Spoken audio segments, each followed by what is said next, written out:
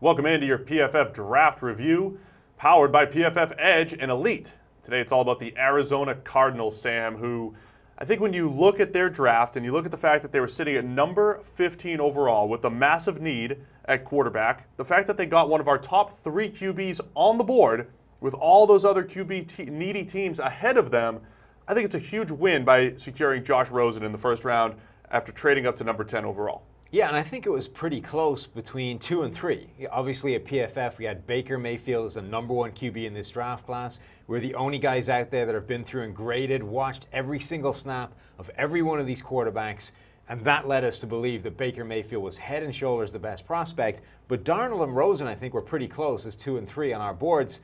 You know, I thought Rosen maybe a little bit better than Darnold. No. The rest of you guys overruled me, but that's okay. The point is, the Cardinals went up and got a guy that was pretty close to the guy that went number 3 to the Jets. So that, I think, is a great win for this team. So I definitely liked Rosen. I had him behind Darnold, and for one big reason, though, because they can both make NFL throws. They can do all of the stuff you're looking for when you're just running an NFL-style offense. I think Darnold's a little bit better outside the pocket, though. He has a little bit of that playmaking magic that maybe Rosen hasn't shown outside of structure. But within structure, Rosen can do it all, especially at the intermediate level, that 10 to 19-yard range, which is really the sweet spot in the NFL that you must dominate if you're going to be an elite quarterback, from back shoulder throws to these dig routes and tight window throws.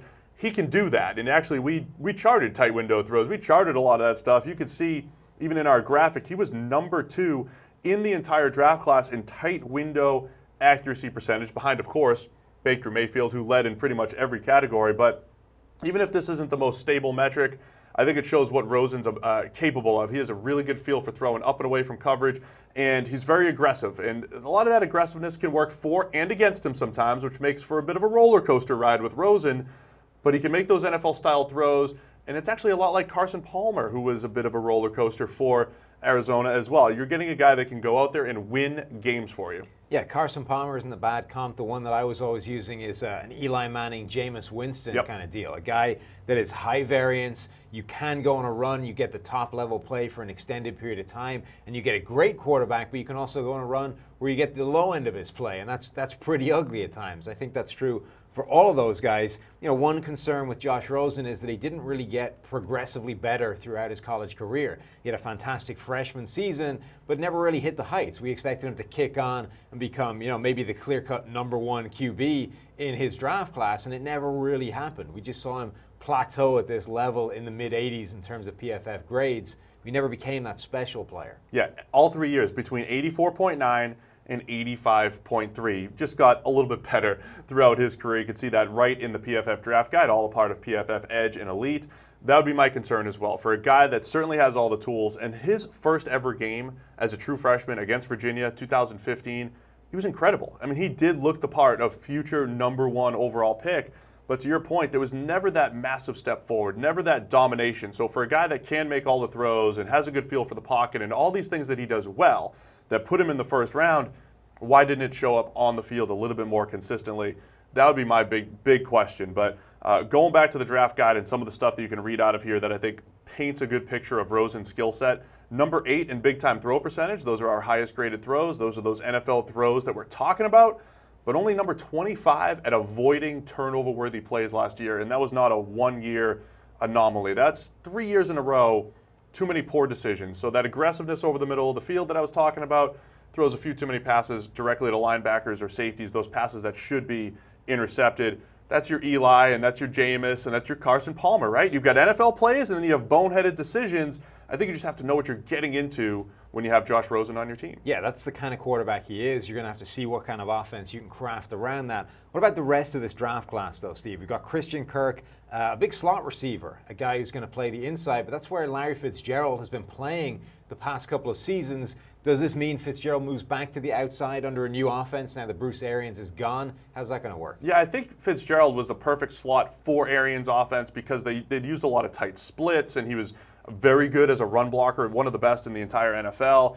And that was a big focus for Arians, and it did kind of rejuvenate Fitz's career playing in the slot. I do think they need to phase him back to the outside and then eventually move on at some point, right? I mean, he's still a very productive receiver, but he's very different from Christian Kirk, who's more of a straight line, vertical speed type of guy, and actually a really good fit for Rosen's skill set because of that speed and his ability to just stack corners and get on top of them. And he was 14th in the draft class with 387 deep yards.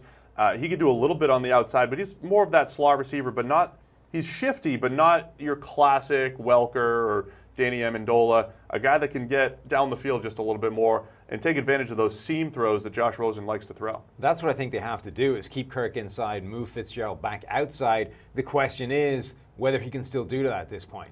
I think he was much better in the slot, not just because that offense suited him well, but because he was slowing down. He was struggling more to play on the outside as a perimeter wide receiver threat the way he could earlier in his career. Even in a new offense, it's going to be interesting to see if he still has enough left in the tank to be that guy, or if this really is going to speed up his eventual retirement. Well, I know this. Arizona's a couple years removed from us arguing about them having probably the best wide receiver core in the NFL. Back in 2015, now one of the worst. So Fitz is still probably the top option on the outside there. Another place where they really struggled in recent years is the offensive line, and they've started to piece it together this offseason with Justin Pugh coming in as a free agent. And, they're still hoping for DJ Humphries over at left tackle, but adding a guy like Mason Cole, who has experience playing center, and he spent 3 out of his 4 years playing left tackle at Michigan, just adds a little bit more depth to a line that just, needs a lot of bodies to see what's going to stick for that starting 5. There's one guy, though, in this draft class that I want to mention quickly. It's Christian Campbell, cornerback out of Penn State. He went to the Senior Bowl, was one of the most notable performances at the entire Senior Bowl. Didn't have that great a season at Penn State, graded at 78. But at the Senior Bowl, 7 out of 15 of his one-on-one plays were forced incompletions. That led any cornerback at the Senior Bowl. I'm a big fan of any time you see a guy go to an all-star competition, spend a week of practice against the elite of the elite coming out that year, and raise his game, show well against those top quality opponents.